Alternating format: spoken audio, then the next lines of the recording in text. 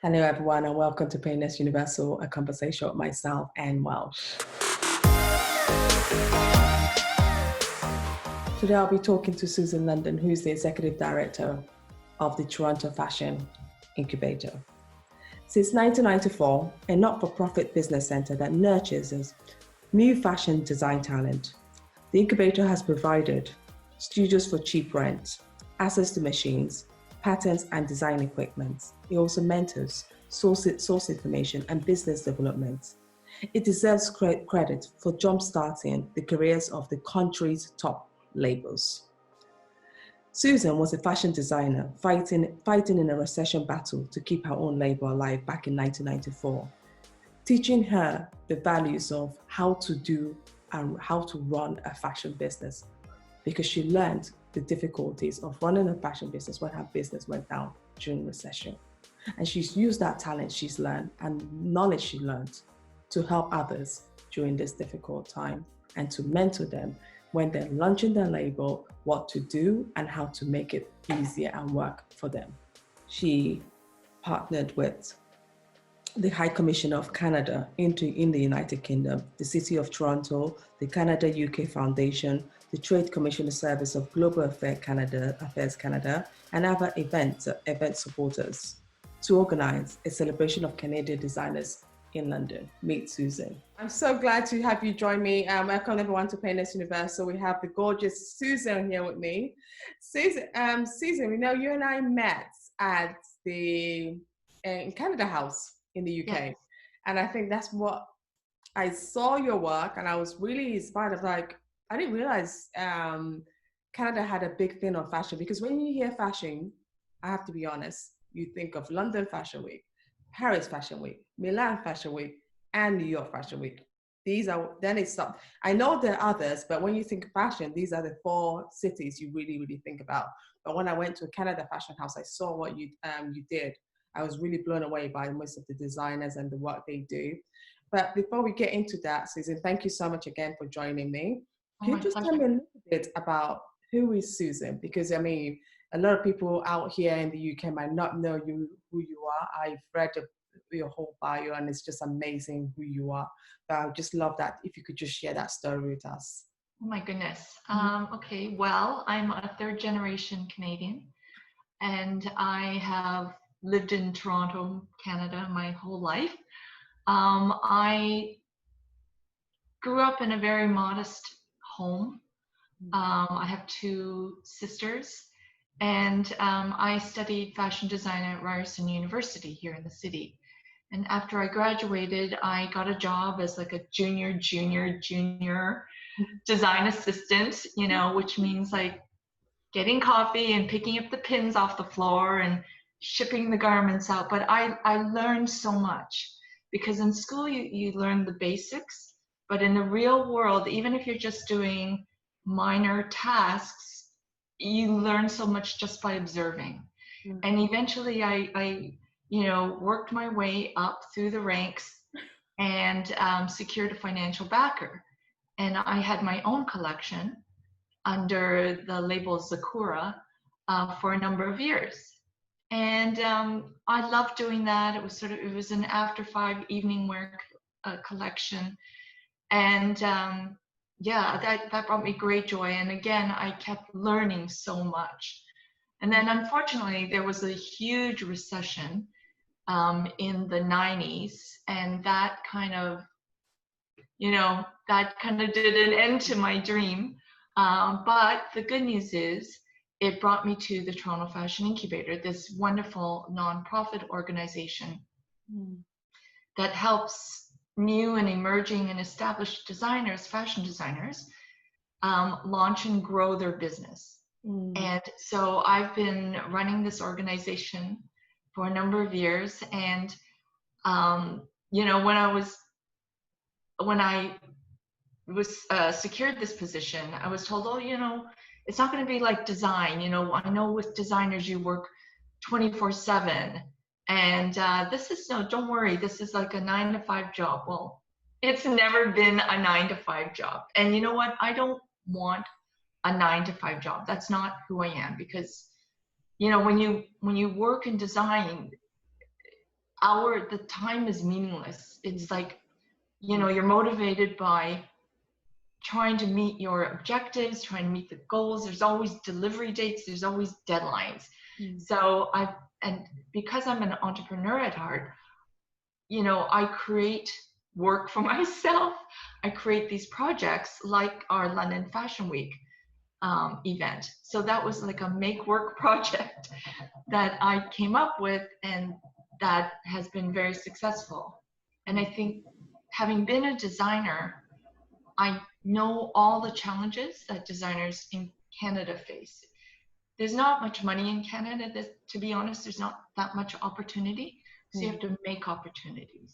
No, that's an interesting background. But one thing with fashion, and I always tell people this: you need a passion for fashion.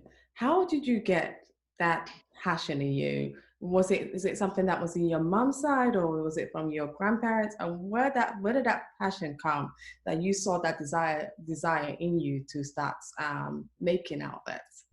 Well, my mother was a sample maker on the Spadina, which is the garment the garment sector in Toronto.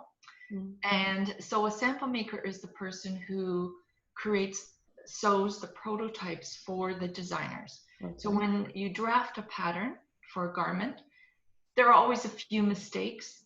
Generally, you've got to tweak this. Maybe the armhole's too big for the sleeve cap, or this isn't hanging right. Anyway, the sample maker is one of the more skilled seamstresses who works with the designer, who informs the designer, I think maybe you should add a little bit of this, you should, change this a little bit.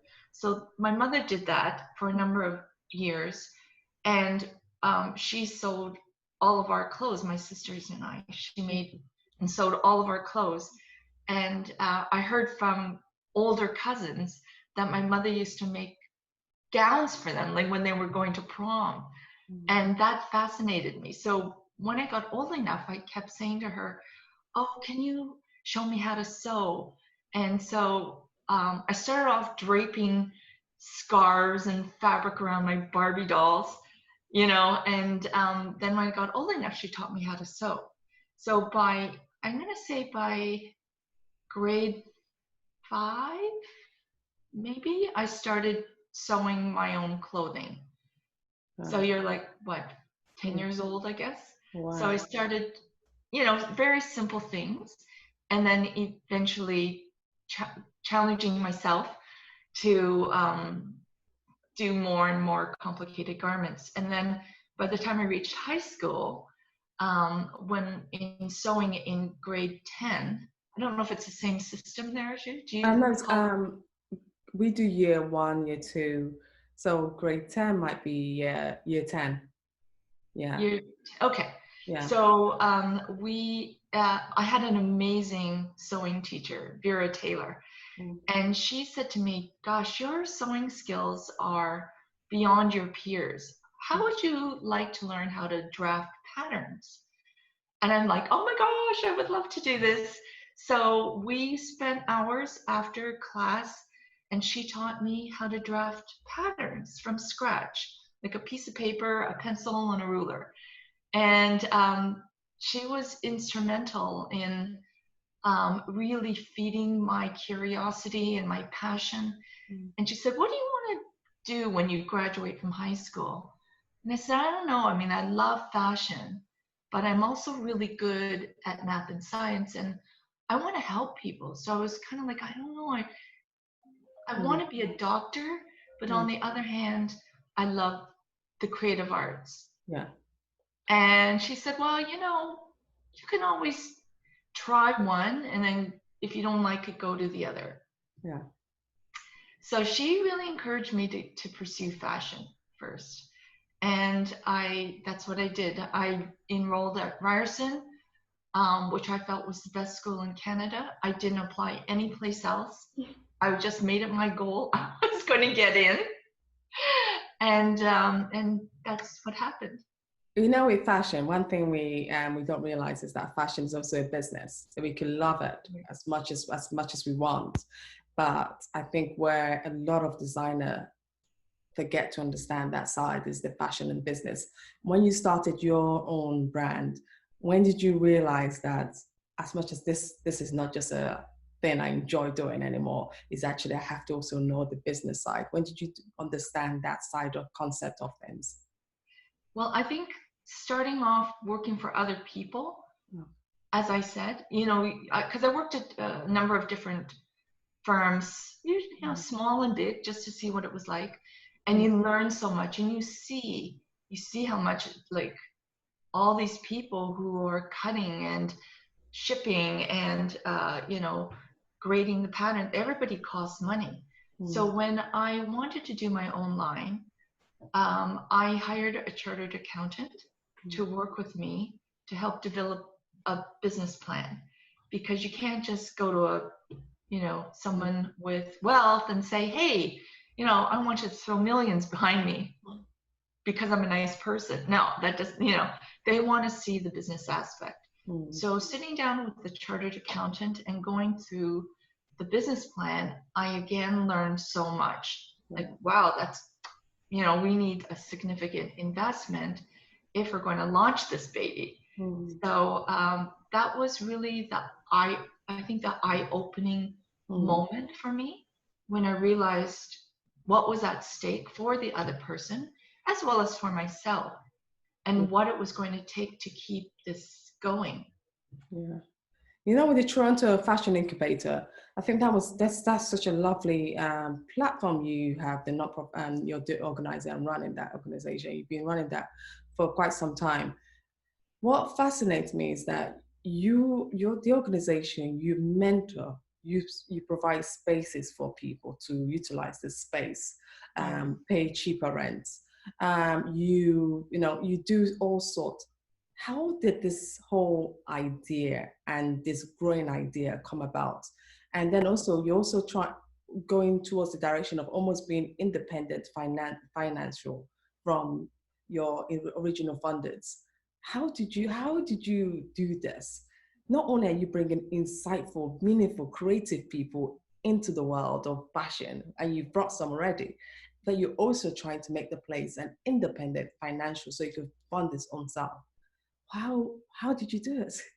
Well, I can't take credit for coming up with the idea. I wish I could, but it actually started through the economic division at Toronto City Hall, if you can believe it. Back in 1987, the fashion industry was the second largest industrial employer in the city of Toronto. And at the time, like, that's a lot of jobs, and which results in a lot of tax dollars for the city, right? Yes. And a lot of people are employed, which takes a burden off of social assistance. So in 1987, they could start to see that there was a trend towards downsizing this industry. A lot of factories and manufacturers were closing up, and then their sons and daughters didn't want to take over the business. So the city was thinking, gosh, what can we do to keep this industry alive? Because it's contributing a lot of money to the city economically.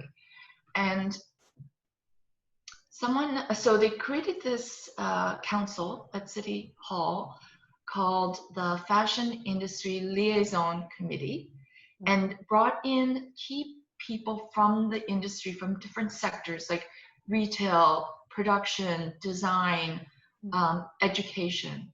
And someone on the committee said, you know what? We've heard of this great initiative in London, UK, of a cooperative of designers who are getting together and sharing space. Now, it wasn't called an incubator at the time, but it planted the seed for this idea of a co-sharing cooperative space. And so everybody thought that was a great idea. And what better place to feed the industry with new talent than at the beginning, where these new businesses are at very high risk of not making it.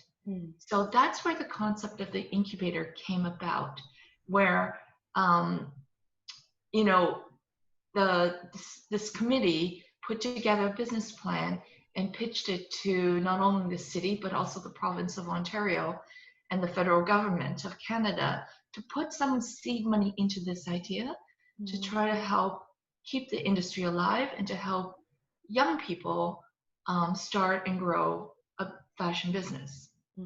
And so that existed for 5 years. No, let me think. Longer than that, 7 years before I came along. So there were a number of different executive directors who had this role before me. Some lasted 6 months, and then they just felt it was too much, because it's a huge challenge. Yeah, it is full on.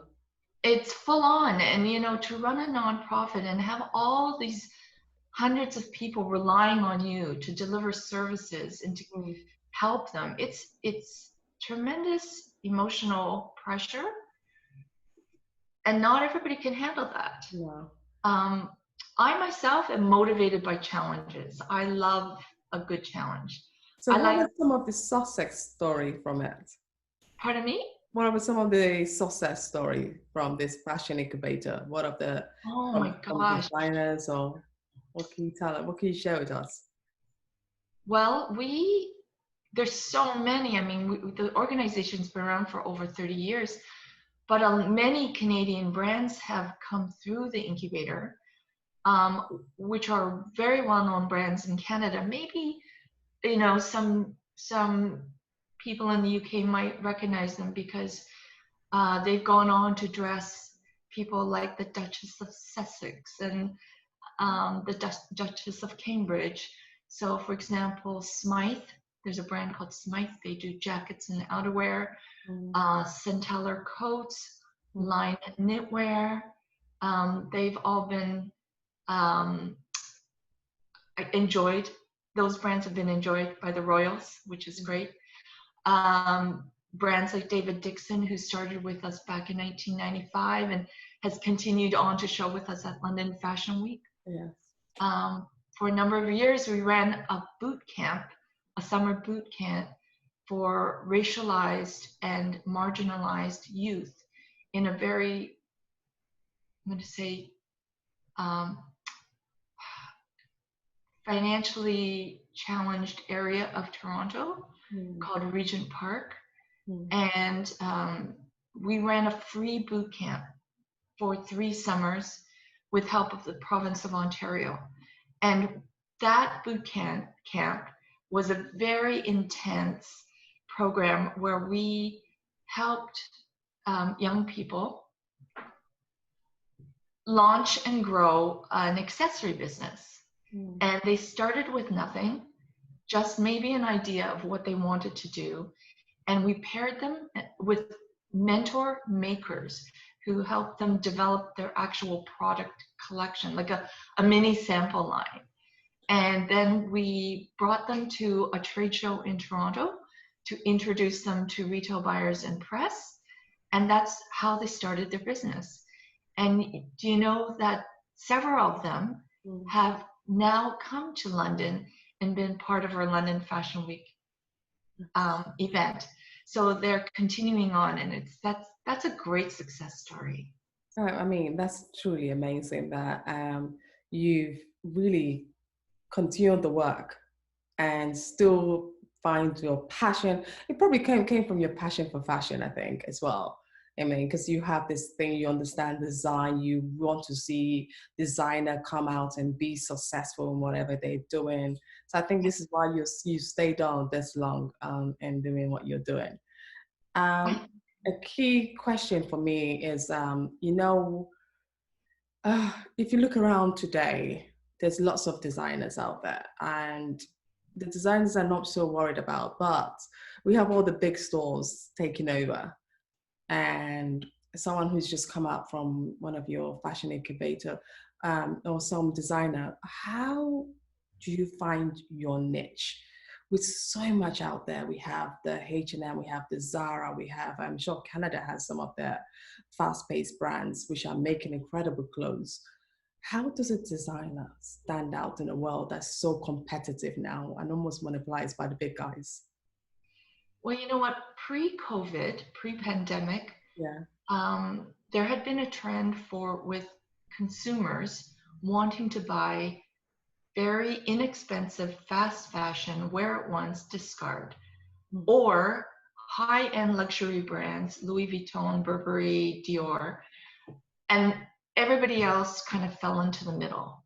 Yes. And yet still, in that sort of bridge contemporary price point, Canadian brands competing with brands like Michael Kors and Ted Baker, and at that level. So it's still very challenging for Canadian brands. So the key really is to find what your distinct point of view is, and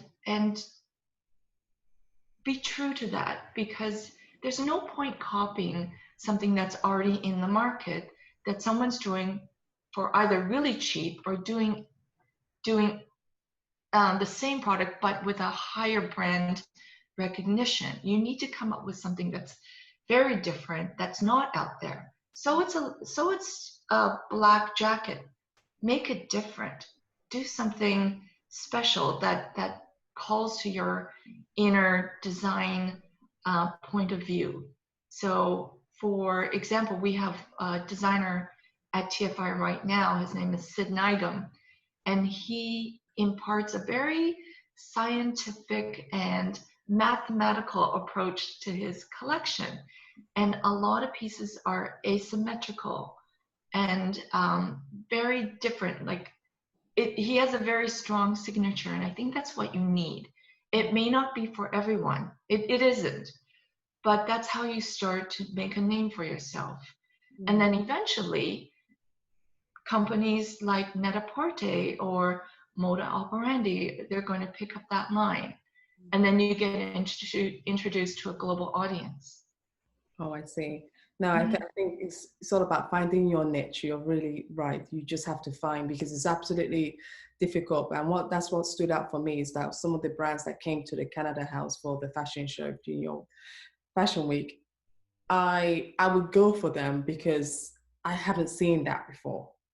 That is an outfit I haven't seen, and anyone wearing, everyone will ask you, where did you get that from?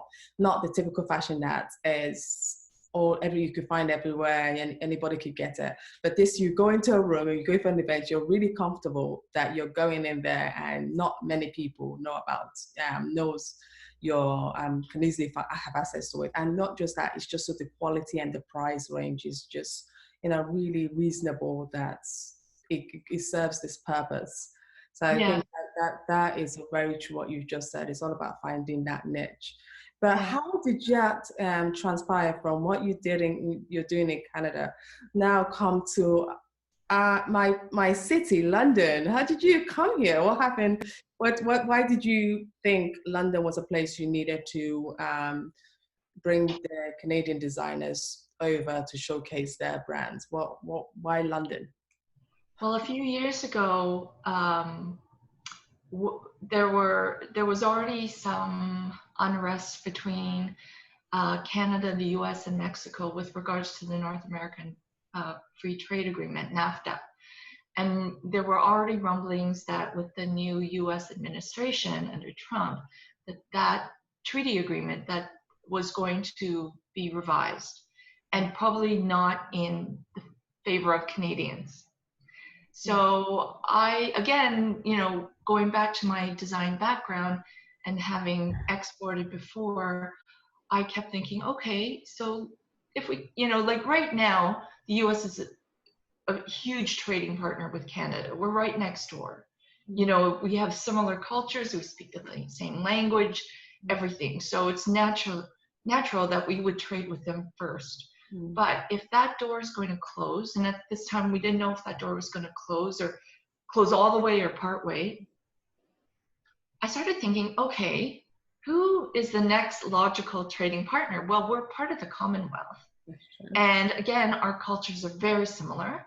We speak the same language. So I thought of London. I thought of the United Kingdom. And so back in, I think it was maybe 2016, I started reaching out to Canada House. Actually, it was Sid, the designer Sid, who gave me the introduction to Canada House. So I came back then and kind of pitched this, very softly, an idea of partnering together to do an event. And we left on good terms, but no real concrete idea. So then I met with someone and they said, okay, we'll think about it and come back to us. So a year later, I returned, and all of this is at my own expense because TFI, we don't have the money for travel. So I came back again and I met with another couple of people at Canada House. And now I had kind of fleshed out this idea more. And I pitched to them this idea of doing a very elevated trade show, not really a trade show. It was a more of a reception, a very high level, aesthetically pleasing design showcase where we would bring over Canadian designers and introduce them to, the who's who in the fashion industry in London, some notable people, retail buyers, media, and they loved it. And they committed some dollars behind it, which is great. And the city of Toronto put in some money, and that's how we got started.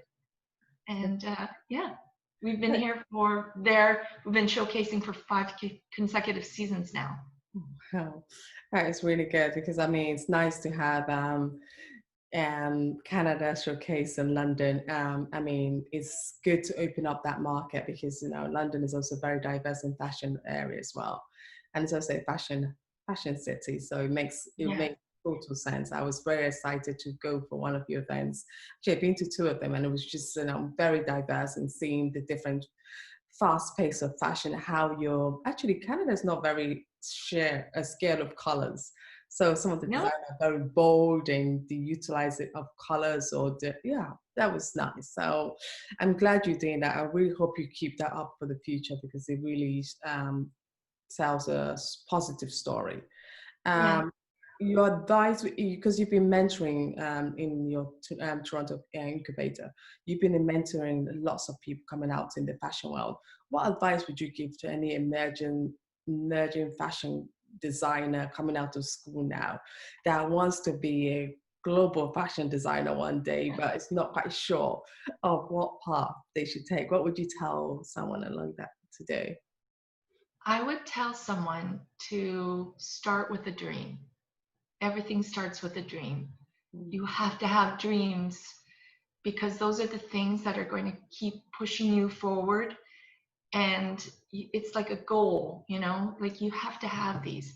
And that comes from the heart. So never give up on those dreams, even if people tell you that you should, or you find yourself financially unable to reach those goals, those dreams. Never give up.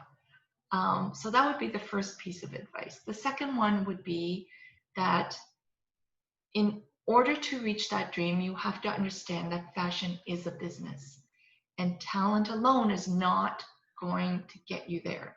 You need to understand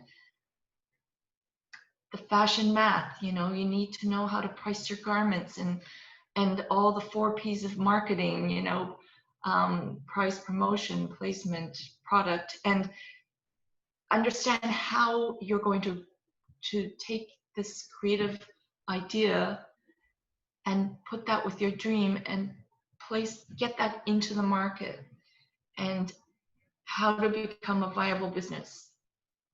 I think that's 2 pieces of advice that I would share. That's great advices. And our final conversation is really about the COVID-19. Fashion, fashion was booming before COVID-19. So many people did not think about what they were buying. And now we've been forced to stay home. We look at clothes and people are thinking about clothes differently. I know I have been thinking about this, what I buy more differently. Events has not been happening as they used to happen. How has this affected the fashion world, and how do you think designers that were designing would emerge out of this COVID-19? it's a very different situation now. When I was last in London, which is February 2020, it was just on, like the pandemic hadn't been officially announced yet. But I don't know if you noticed, but our audience, there were probably half as many people Yeah. at our February event as there was in September 2019. And I know some people were already a little bit afraid of traveling and going to big events and going to London Fashion Week events. And we saw after London how Paris and Milan, like those fashion weeks, even had fewer people than London Fashion Week. Yeah. And so as a result, a lot of retail buyers didn't travel, they didn't come out to events, they didn't see the collections. And then the pandemic struck. And then all of a sudden, retailers didn't place orders for fall, which is what we show. Like we show fall in the spring and spring in the fall. So the retailers weren't placing orders for the fall collections. That's devastating to any fashion company, small, new, large, established. Everybody was hurting because you're counting on the money for those orders for the next season to keep the business going.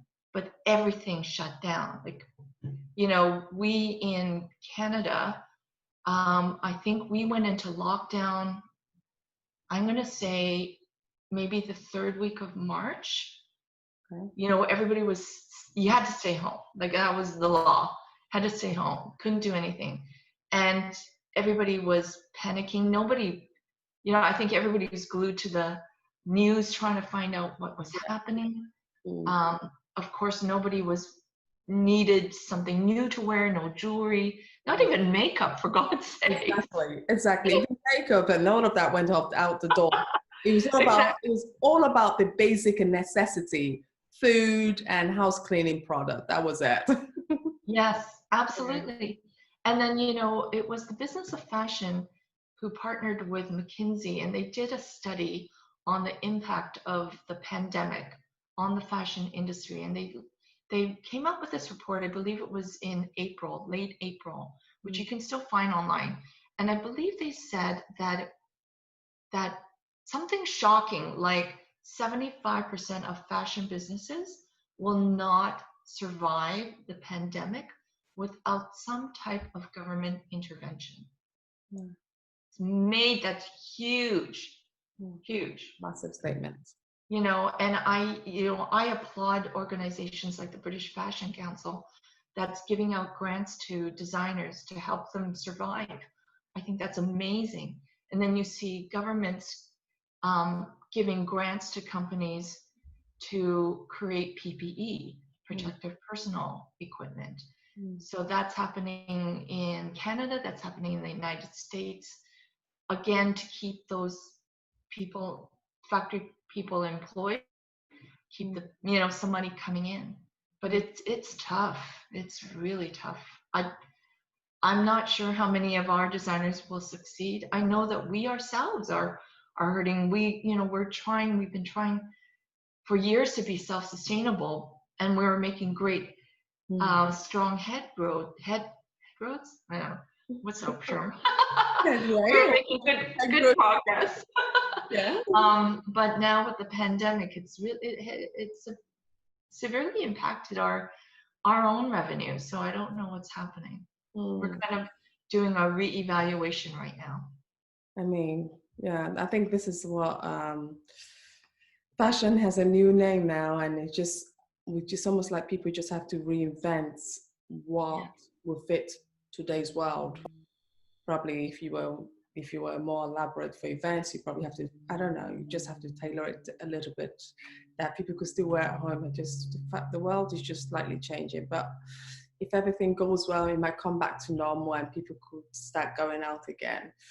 I really enjoy your, what you've just said about the world and your hope for the fashion industry. And I really do hope that everything goes well, that your fashion incubator and Toronto Fashion Incubator still can still keep producing that talented designers and keep supporting them the way you have been doing, because without that we'll never get new talents, and without new talents the world lacks its creativity side, which is something I think we should not discount. Is the advantages bringing to the economy. I agree. I mean, fashion is not only a business, but it's part of our culture. And I really do think different levels of government need to understand that kind of importance as well. Because right now in Canada, at least, we cannot get grants for culture. They don't consider fashion part of culture as they might in France or maybe even the UK. In Canada, we're considered a consumer product, and so we can't get funding, as much funding as we actually need to keep this industry alive. Wow. And it's an industry that employs a lot of people, that people forget that it does employ. Well, Susan, thank you so much all the way from Toronto, Canada, for joining me today. I do hope there'll be another fashion show in London. If not, I'm sure we'll probably put our head together and see what else we could do to keep supporting the fashion industry in one way or the other, like you've always done. I can't wait to speak to you again. And thank you so much for joining me on this conversation. Thank you. My pleasure. Thank you so much for the invitation. You're most welcome. Thank you.